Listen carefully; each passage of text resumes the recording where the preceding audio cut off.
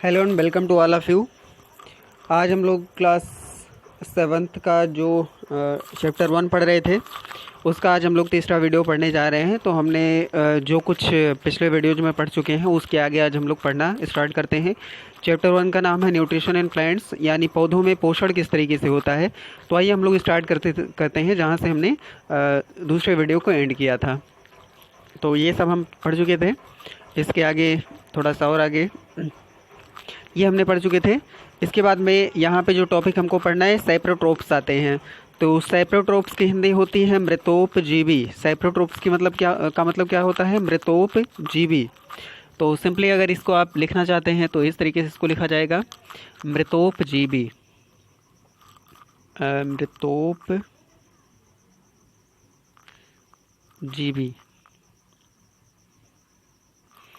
यानी मृतोपजीवी का मतलब क्या हो जाएगा?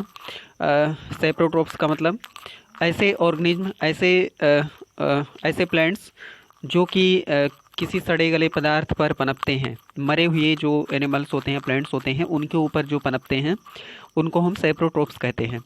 तो आइए हम इसकी बुक रीडिंग स्टार्ट करते हैं। सैप्रोट्रोप्स इस टॉपिक के अंदर में जो लिखा हुआ है, you might have seen packets of mushrooms sold in the vegetable market. तो वेजिटेबल मार्केट में मशरूम तो सभी ने देखा होगा, निश्चित रूप से देखा होगा, सबने खाया भी होगा। आगे देखिए, you may have also seen fluffy umbrella like patches growing in moist soils और on rotting wood during the rainy season. तो जो बरसात का मौसम होता है जिसको हम लोग कुकुरमुत्ता बोलते हैं, तो फ्लफी मतलब फूला हुआ, अम्ब्रेला लाइक पैचेज, अम्ब्रेला की तरह जो पैच होता है, जैसा कि यहाँ देखिए चित्र में नीचे आपको दिखाया गया है। तो इस तरीके के जो प्लांट्स होते हैं, ये एक्चुअल में ये प्लांट्स होते हैं, तो इनको हमने ज़रूर देखा होगा, जिसको हम कुकुरमुत्ता कह सकते हैं हिंदी में। आगे देखिएगा, यहाँ पे फिगर 1.7 में हम देख सकते हैं जो मशरूम है और जो पैच होता है, ये अम्ब्रेला लाइक, ये हमको दिखाई दे रहा है। आगे देखिए, पढ़ते हैं, let us find out what type of nutrients they need to survive and from where they get them. तो चलिए हम देखते हैं कि ये जो हमारे सैप्रोट्रोप्स होते हैं, इनको कौन से टाइप के न्यूट्रिएंट्स की ज़रूरत होती है और ये कहाँ से इसको प्राप्त करते हैं, कहाँ से इनको ये चीज़ मिलता है। तो आइए हम देखते हैं, Boojho wants to know how these organism acquire nutrients. They do not have mouth like animals do. They are not like green plants as they lack chlorophyll and cannot make food by photosynthesis. तो यहाँ पे बूझो जानना चाहती है कि जो ये ऑर्गेनिज्म जो है अपनी जो न्यूट्रिशन है उसको कैसे प्राप्त करते हैं, उसको कैसे एक्वायर करते हैं। क्योंकि पहली बात तो ये है, इनके पास जो हमारे जंतु होते हैं जैसे गाय भैंस या कुत्ते हैं हम लोगों की तरह, ना तो ये चल फिर सकते हैं, ना तो मुंह होता है जिससे कुछ खा सकें। और सबसे खास बात कि इनमें जो है कोई क्लोरोफिल नहीं होता है। मशरूम्स को आपने देखा होगा, ये बिल्कुल वाइट कलर्स के होते हैं या कुछ और थोड़े बहुत कलर होते हैं, जो भूरा कलर हो गया, मिट्टी के कलर के हो गए, तो इस तरीके से होते हैं। तो चूँकि ये हरे नहीं होते इसलिए इनमें क्लोरोफिल भी नहीं होता। अगर क्लोरोफिल होता तो ये खुद से अपना भोजन बना सकते थे, लेकिन ये स्वयं से अपना भोजन भी नहीं बना सकते हैं। तो इसका क्या कारण है और ये भोजन को जो है अपने न्यूट्रिएंट्स को या न्यूट्रिशन अपना ये कैसे करते हैं, इसके बारे में हम देखते हैं। तो यहाँ पे एक्टिविटी यहाँ पे दी गई है, एक्टिविटी हम करते हैं। Take a piece of bread and moisture it with water. तो एक ब्रेड लीजिए और इसको पानी से गीला कर दीजिए। Leave it in a moist warm place for 2-3 days और until fluffy patches appear on them. तो इसको जो है गीला करके किसी गर्म स्थान पर 2-3 दिन के लिए रख दीजिए। मतलब नम हो, जहाँ पे नमी हो, मोइस्ट, और वार्म मतलब थोड़ा सा गर्म प्लेस हो, बहुत ठंडा जगह ना हो। तो वहाँ पे 2-3 दिन के लिए इसको आप रख देंगे। और उसके बाद आप देखिए इसमें वाइट पैचेज, जो सफ़ेद कुछ पैच यहाँ पे दिखाई देने लग जाएंगे कुछ ऊपर से, उसको इतने दिन के लिए छोड़ देना है। देखिए, what is the colour of these patches. तो इन पैचेज का कलर क्या है? Observe the patches under microscope और ए मैग्नीफाइंग ग्लास। जो पैचेज होते हैं या जो टेंडल्स यहाँ निकल के आए हैं, उनको एक माइक्रोस्कोप से या मैग्नीफाइंग ग्लास से आप इसको देखिए। मैग्नीफाइंग ग्लास जानते होंगे लेंस होता है, ज्योमेट्री बॉक्स में होता है कभी कभी। आगे देखिए, write down your observations in the notebook. जो ऑब्जर्वेशन आपने किया उसको नोटबुक में डाउन कर लीजिए, राइट डाउन करिए।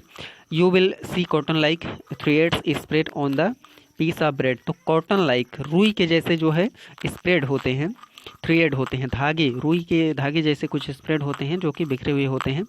तो इसको हम यहाँ पे देखेंगे, थोड़ा हम इसको जूम करके देख लेते हैं अच्छी तरीके से। अब यहाँ पे देखिए जो हमने ब्रेड लिया हुआ था, इस ब्रेड को हमने यहाँ पे रखा है, और इस ब्रेड का जब हम मैग्नीफाइंग पिक्चर यहाँ पे लेते हैं, जो यहाँ पे फंगी दिया है 1.8 में, तो ये जो है बिल्कुल देखिए सफ़ेद सफ़ेद रुई के जैसे कुछ इसके ऊपर जो है फंगी टाइप में लगा हुआ है। जब इसको हम मैग्नीफाइंग ग्लास से माइक्रोस्कोप से देखते हैं तो इस तरीके का दिखाई देता है।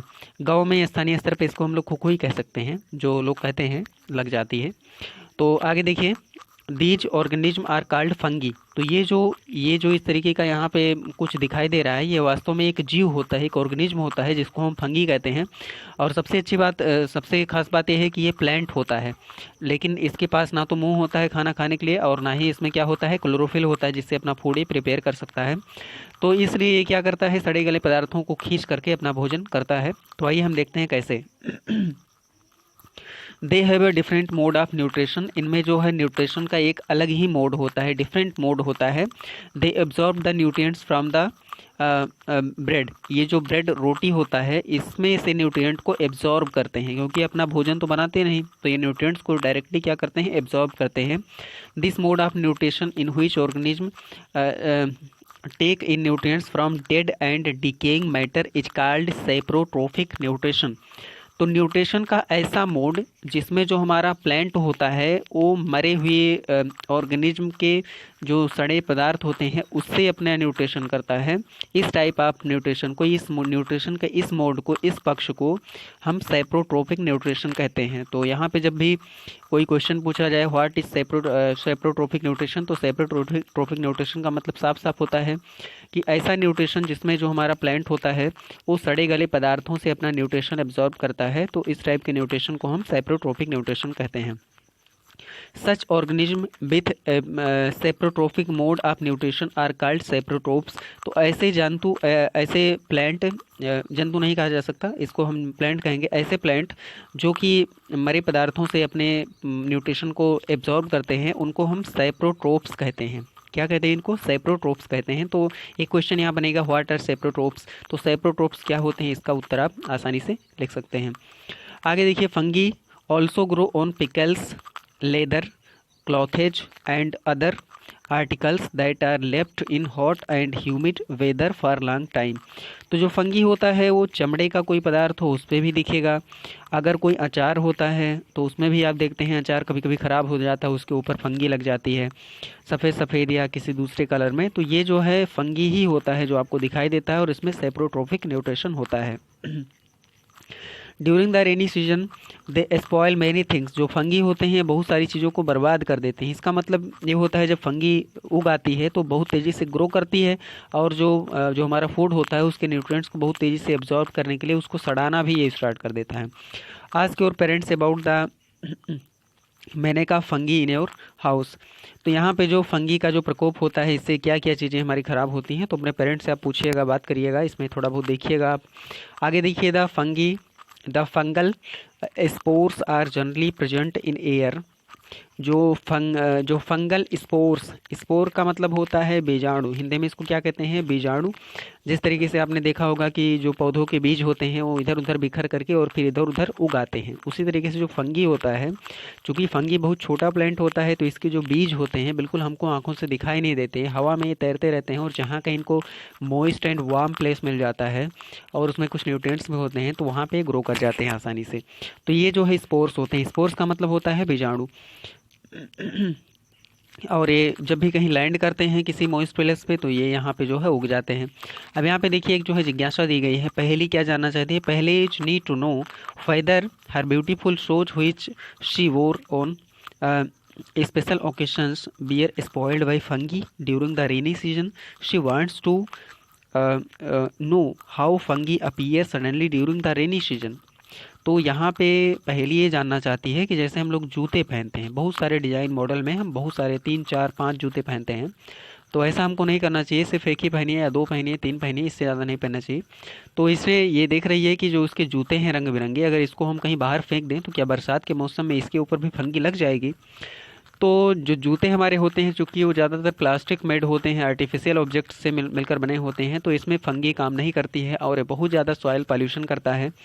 तो जो जूते होते हैं वो जो है फंगी इस पे काम नहीं कर सकती है। अगर ये लेदर के चमड़े के बने हैं थोड़ी बहुत फंगी इस पे काम करेगी, लेकिन जो प्लास्टिक मेड ऑब्जेक्ट्स हैं उसमें फंगी बिल्कुल भी काम नहीं करती है, क्योंकि हमारे चारों तरफ जो ऑब्जेक्ट्स होते हैं उनको हम दो कैटेगरीज में डिवाइड करते हैं। पहला कैटेगरी होता है बायोडिग्रेडेबल। तो बायोडिग्रेडेबल जो वो होते हैं जो कि बाहर फेंकने से सड़ जाते हैं, लेकिन कुछ ऐसे ऑब्जेक्ट्स होते हैं जो बाहर फेंकने से नहीं सड़ते हैं, जैसे प्लास्टिक की थैलियाँ हो गई, प्लास्टिक के जूते हो गए और प्लास्टिक के बने हुए कुछ बर्तन हो गए। वो बाहर फेंकने पर बिल्कुल नहीं सड़ते हैं, इसलिए उसको हम क्या कहते हैं, नॉन बायोडिग्रेडेबल। तो इसलिए जो है बायोडिग्रेडेबल जो नहीं होता है वो होता है। तो हमारे जो जूते होते हैं वो बायोडिग्रेडेबल नहीं होते हैं, तो इसलिए हमको जो है ज़्यादा वेस्ट नहीं करना चाहिए सामानों को, अच्छी तरीके से उसका यूज़ करना चाहिए, रोज़ रोज़ तोड़ के उसको फेंकना नहीं चाहिए, क्योंकि इससे बहुत ज़्यादा पॉल्यूशन होता है। और अल्टीमेटली जो इसको बनाने के लिए जो फैक्ट्रीज होती हैं वो भी बहुत ज़्यादा पॉल्यूशन छोड़ती हैं और साथ में हमारे पैसे भी ज़्यादा खर्च होते हैं। तो इन सब बातों को हमको ध्यान में रखना चाहिए। तो हमने अभी तक स्पोर्स के बारे में पढ़ रहे थे। तो जो स्पोर्स होते हैं वो जब इसको अभी हम बाद में पढ़ेंगे, जो बॉक्स में दिया गया है बूझो और पहेली की बातें। तो पहले हम देखते हैं जो स्पोर्स होते हैं, आपने देखा कि ये वायु में तैरते रहते हैं। तो जब भी ये स्पोर्स किसी वेट एंड वार्म थिंग, जब ये चलकर किसी गीले और गर्म पदार्थ पर पड़ जाते हैं, दे जर्मिनेट एंड ग्रो। तो ये जर्मिनेट होते हैं। जर्मिनेशन का मतलब अंकुरण होता है, जर्मिनेट का मतलब अंकुरित होते हैं। जैसे चना होता है, जब उसमें आँख निकल आते हैं तो उसको हम अंकुरित चने कहते हैं। तो इसमें अंकुरण होता है और ये ग्रो करते हैं। Now can you figure out how we can protect our things from getting spoiled. तो क्या आप इसका निष्कर्ष निकाल सकते हैं कि जो हमारे फूड आइटम्स होते हैं उनको हम फ्रॉम गेटिंग आउट स्पॉइल्ड, इससे हम बचा सकते हैं। तो कैसे बचाएंगे? जो हमारा फूड आइटम होता है सबसे पहले उसमें हमें सुखा के रखना चाहिए, उसमें नमी नहीं होनी चाहिए। दूसरी बात, उसको हम एयर टाइट डिब्बे में रखें। एयर टाइट डिब्बा वो होता है जिसमें हवा ना तो अंदर जा सकती है और ना ही हवा बाहर आ सकती है। तो जब हवा नहीं जाएगी तो हवा के साथ स्पोर्स नहीं जाएंगे, और जब स्पोर्स नहीं जाएंगे तो वहाँ पे कोई भी फंगी ग्रो नहीं कर पाएगी, और इस तरीके से हमारा फूड आइटम कंजर्व रहेगा। अब हम ऊपर जो बॉक्स में बातें दी गई हैं उसको हम पढ़ लेते हैं। तो बूझो कह रही है, Boojho says once his grandfather told him that his wheat fields were spoiled by a fungus. He wants to know if fungi cause disease also. तो बूझो जो है कह रही है कि एक बार उसके दादाजी ने उसको बताया था कि एक बार जो गेहूं की पूरी फसल है वो फंगी के कारण बेकार हो गई थी। तो यहाँ पे वो ये जानना चाहती है कि जो फंगी होता है क्या रोग का भी कारण होता है। तो निश्चित रूप से जो फंगी होता है वो रोग का भी कारण होता है। जैसे हमारे बॉडी में कभी कभी खुजली हो जाती है या दाद टाइप में कुछ जो है रोग हो जाता है, तो ये सारे रोग जो है फंगी के कारण ही होते हैं। हमारे बालों में भी कभी कभी कुछ इस तरीके की जड़ों में कुछ खराबी आ जाती है, तो उससे भी बाल हमारे गिरने लग जाते हैं, वो भी फंगी के कारण होती है। आगे पढ़ते हैं। Paheli told him that many fungi like yeast and mushrooms are useful.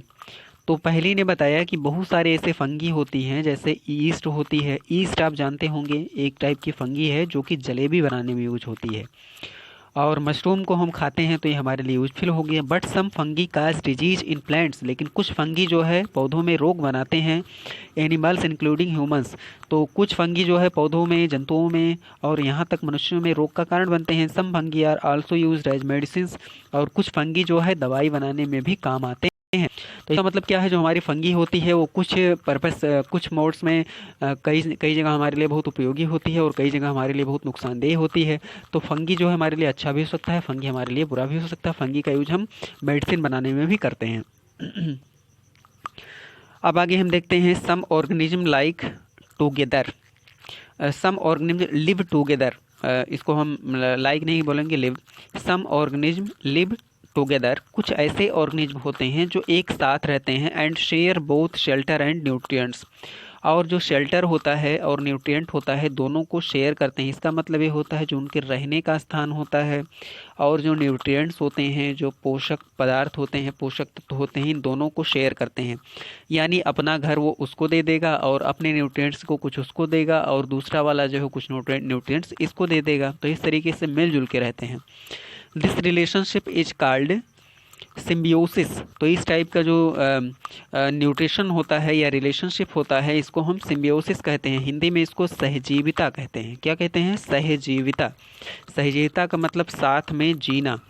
जैसे मान लेते हैं दो ऐसे जानवर हैं, जैसे सिंपल सी बात है, हम लोग देखते हैं जैसे हम लोग हैं जंतु, या मान लेते हैं कोई गाय है, तो गाय क्या करती है, ऑक्सीजन को एब्जॉर्ब करती है और कार्बन डाइऑक्साइड को छोड़ती है। लेकिन पौधे क्या करते हैं, कार्बन डाइऑक्साइड को एब्जॉर्ब करते हैं और ऑक्सीजन को छोड़ते हैं। तो गाय और एक पौधा, ये दोनों एक तरीके से साथ मिलजुल कर रहे हैं, एक दूसरे के रिक्वायरमेंट को पूरा कर रहे हैं। लेकिन गाय और पौधे ये बिल्कुल बहुत दूर दूर रहते हैं, और अगर गाय ना भी हो तब भी पेड़ जी लेगा, क्योंकि उसके साथ और भी बहुत सारे एनिमल्स होते हैं जो उसको कार्बन डाइऑक्साइड दे देंगे। और अगर एक पौधा ना हो, किसी दूसरे टाइप का पौधा हो, तब भी गाय जी लेगी, क्योंकि बहुत सारे ऐसे प्लांट हैं जो ऑक्सीजन दे देंगे। तो जिस तरीके से गाय और पौधा मिलजुल के रहते हैं, एक उसको कार्बन डाइऑक्साइड जो है गाय पौधे को देती है और पौधा ऑक्सीजन गाय को देता है, इस तरीके से मिलजुल कर रखते हैं। लेकिन ये दूर दूर हैं। तो जब कभी ऐसी स्थिति आती है कि दो ऑर्गेनिज्म बिल्कुल बहुत पास पास में, एक ही स्थान पर, बहुत छोटे स्थान पर एक पास पास में रहें, और उनकी जो रिक्वायरमेंट्स होती हैं, एक की रिक्वायरमेंट दूसरा पूरा करता है, तो इसको हम सिम्बियोसिस बोलते हैं, यानी सहजीविता बोलते हैं। तो इसका एग्जाम्पल यहाँ पे दिया गया है। For example, certain fungi live inside the roots of plants. कुछ ऐसे फंगी होते हैं जो पौधों की जड़ों में रहते हैं। The plants provide nutrients to the fungi and in return the fungi provides water and certain nutrients। तो कुछ ऐसे फंगी होते हैं जो पौधों की जड़ों में होते हैं, तो जो पौधा होता है वो फंगी को न्यूट्रिएंट्स प्रोवाइड करता है, और इसके बदले में जो फंगी होता है वो पौधों को क्या करता है, जो है कुछ पानी और कुछ सर्टेन न्यूट्रिएंट्स, मिनरल्स वगैरह इसको प्रोवाइड करता है। इसलिए दोनों एक साथ जीवित रहते हैं, सहजीविता या सिम्बियोसिस बोलते हैं। आगे देखिए, इन ऑर्गेनिज्म लाइक लाइकेन्स। लाइकेन क्या होता है, एक जो है ऑर्गेनिज्म होता है जो सिंपली जो है किसी पानी के जो वाटर बॉडी होती है उसके ऊपर ये मिलता है हमको, और ये बहुत ज़रूरी होता है। ये एक इंडिकेटर की तरह काम करता है, इससे हम एसिडिक और बेसिक सब्सटेंसेज को टेस्ट कर सकते हैं। तो फिर से इसको पढ़ते हैं। In organism like lichens a chlorophyll containing partner which is an algae and a fungus live together। Lichen ये बड़ा अच्छा एग्जाम्पल है, इसको आप लोग अच्छी तरीके से याद करने लगा। लाइकेन क्या है, लाइकेन एक सिम्बियोटिक जो है ऑर्गेनिज्म है। लाइकेन क्या है, एक सिम्बियोटिक ऑर्गेनिज्म है, ये सिम्बियोसिस के द्वारा रहता है। लाइकेन में क्या होता है, एक एल्गी होता है और एक क्या होता है, फंगी होता है। एल्गी क्या होता है, जैसे आपने नल के पास में देखा होगा जहाँ पे हम लोग पानी पीते हैं, वहाँ पे जो है जिसको हम शैवाल या काई बोलते हैं स्थानीय भाषा में, कि काई लग जाती है। जो हरे कलर की काई होती है वो वास्तव में एक एल्गी होती है। और जो फंगी होती है, फंगी में चूँकि क्लोरोफिल होता नहीं है, आपको पहले बताया जा चुका है। तो जो हमारी एल्गी होती है, काई जिसे हम कहते हैं, बहुत स्मॉल होता है, बहुत छोटे छोटे, लेकिन ये बहुत भारी संख्या में होने के कारण थोड़ा सा बड़ा हमको एक सरफेस पे दिखाई देता है। तो इसमें इसके साथ में क्या होता है, फंगी और एल्गी जब कभी एक साथ में रहते हैं, तो जो फंगी और एल्गी साथ में रहते हैं, तो वो जो दोनों का एक साथ होता है उसको हम लाइकेन बोलते हैं। लाइकेन्स ये याद रखना, ये बहुत इंपॉर्टेंट है। लाइकेन्स जो है सिम्बियोटिक प्लांट्स ऑर्गेनिज्म होते हैं। आगे देखिए, the fungus provide shelter water and minerals to the algae. तो जो फंगस होता है, शेल्टर मतलब घर, वाटर मतलब पानी, और मिनरल्स का मतलब हो गया जो मिनरल होते हैं, ये जो है एल्गी को फंगी प्रोवाइड करता है। In return the algae prepares and provide food to the fungus. और जो एल्गी होता है वो भोजन को बनाता है और फंगस को प्रोवाइड करता है। तो कितना इंपॉर्टेंट चीज़ है कि दो लोग एक साथ मिलकर किस तरीके से रह सकते हैं। जो फंगी होता है, चूँकि वो अपना भोजन नहीं बना सकता है, लेकिन वो वाटर और मिनरल्स को ट्रैप कर सकता है, खींच सकता है, उसको खींच करके एल्गी को देता है, और एल्गी भोजन बना करके किसको देता है, फंगी को देता है। तो साथ में किस तरीके से एक दूसरे का हेल्प लेकर हम जी सकते हैं। तो ये एक वैल्यूएबल क्वेश्चन है, ये जीवन मूल्य का प्रश्न है कि हम एक साथ मिलकर किस तरीके से एक दूसरे के हेल्प करके और अपना जीवन अच्छा बना सकते हैं। तो लाइकेन्स एक बड़ा अच्छा एग्जाम्पल है। ये एक स्पेशल मोड ऑफ न्यूट्रिशन होता है जिसमें एक दूसरे पर जो हमारे ऑर्गेनिज्म होते हैं वो डिपेंड कर रहे होते हैं। आइए इसके आगे हम थोड़ा सा पढ़ना स्टार्ट करते हैं। तो अब ये टॉपिक जो है ख़त्म हो गया है। How nutrients are replenished in the soil. तो आप जानते हैं कि जो न्यूट्रिएंट्स होते हैं उसको पौधे जो है लगातार एब्जॉर्ब करते रहते हैं मिट्टी से, और लेकिन ये जो न्यूट्रिएंट होता है मिट्टी में कहाँ से आ जाता है फिर, तो इस टॉपिक के बारे में हम यहाँ पढ़ने वाले हैं। तो आइए पढ़ना स्टार्ट करते हैं। How nutrients are replenished in the soil. Replenished का मतलब होता है फिर से पूरा करना, क्षतिपूर्ति करना। रिप्लेनिश का मतलब पूरा करना, फिर से उसमें भरना। तो आगे देखिए यहाँ पे, have you seen farmers spreading manure और फर्टिलाइजर्स इन द फील्ड्स और gardeners using them in lawns और इन पोट्स। तो यहाँ पे देखिए, जो आपने देखा होगा जो किसान होता है या जो गार्डनर माली होता है वो पौधों में कभी खाद या फर्टिलाइजर डालते हुए आपने देखा होगा, निश्चित रूप से आपने देखा होगा। Do you know why this is done. तो क्या आप जानते हैं कि ऐसा क्यों किया जाता है। तो बिल्कुल आप जानते हैं, ऐसा इसलिए किया जाता है क्योंकि जो मिट्टी होती है उसके अंदर जो न्यूट्रिएंट्स होते हैं पौधे एब्जॉर्ब कर लेते हैं, और आगे न्यूट्रिएंट्स उसमें नहीं होते हैं। तो उन न्यूट्रिएंट्स की कमी को पूरा करने के लिए या उसको रिप्लेनिश करने के लिए हम क्या करते हैं, उसमें जो है कुछ मैन्योर और फर्टिलाइजर उसमें ऐड करते हैं बाहर से। You learned that plants absorb minerals and nutrients from the soil, so their amounts in the soil keep on declining. Declining मतलब कम होते रहना। Fertilizers and manures contain nutrients such as nitrogen, potassium, phosphorus, etc. These nutrients need to be added from time to time to enrich the soil. तो जो मिट्टी होती है उसमें potassium, phosphorus और नाइट्रोजन, इस तमाम सारे प्रकार के जो है न्यूट्रिएंट्स होते हैं, और पौधे इसको बार बार खींचते रहते हैं। तो इसलिए इसको फिर से एनरिच करने के लिए, सॉइल को एनरिच यानी मिट्टी को समृद्ध करने के लिए इनको बाहर से डालना जरूरी होता है। We can grow plants and keep them healthy if we can fulfil the nutrients requirements of plants. तो हम पौधों को स्वस्थ वृद्धि कर सकते हैं, उनको ग्रो कर सकते हैं अगर हम इसमें जो रिक्वायर्ड अमाउंट है उसको हम प्रोवाइड कर सकें। Usually crop plants absorb lot of nitrogen and the soil becomes deficient in nitrogen. ज़्यादातर जो पौधे होते हैं वो नाइट्रोजन ज़्यादा मात्रा में खींचते हैं, इसलिए मिट्टी में नाइट्रोजन की कमी हो जाती है। You learned that through nitrogen gas you learned that though nitrogen gas is available in plenty in the air plants can not use it in the manner they can use carbon dioxide. तो हम जानते हैं कि जो हमारी मिट्टी होती है उसमें बहुत भारी मात्रा में जो है नाइट्रोजन, एक मिनट सॉरी फिर से पढ़ते हैं इसको। ये हम जानते हैं कि जो हमारा एटमॉस्फेयर होता है उसमें बहुत भारी मात्रा में नाइट्रोजन होता है। 78% नाइट्रोजन होता है एटमॉस्फेयर में, हम सभी जानते हैं। 21% हमारा क्या होता है, ऑक्सीजन होता है, और 0.03% के आसपास कार्बन डाइऑक्साइड होता है। तो जो नाइट्रोजन भले ही एटमॉस्फेयर में बहुत ज़्यादा मात्रा में उपलब्ध होता है, लेकिन हमारे पौधे जिस तरीके से कार्बन डाइऑक्साइड को एटमॉस्फेयर से एब्जॉर्ब कर लेते हैं उसी तरीके से नाइट्रोजन को एब्जॉर्ब नहीं कर पाते हैं। नाइट्रोजन सिर्फ और सिर्फ मिट्टी से ही एब्जॉर्ब कर पाते हैं।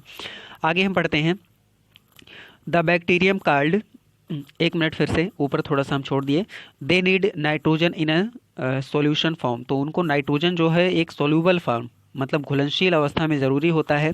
The bacterium called rhizobium. तो राइजोबियम एक बैक्टीरिया है जो पौधों की जड़ों में पाया जाता है और एटमॉस्फेरिक नाइट्रोजन को ट्रैप करता है, पकड़ करके सोल्यूबल फॉर्म में एक कंपाउंड बना देता है।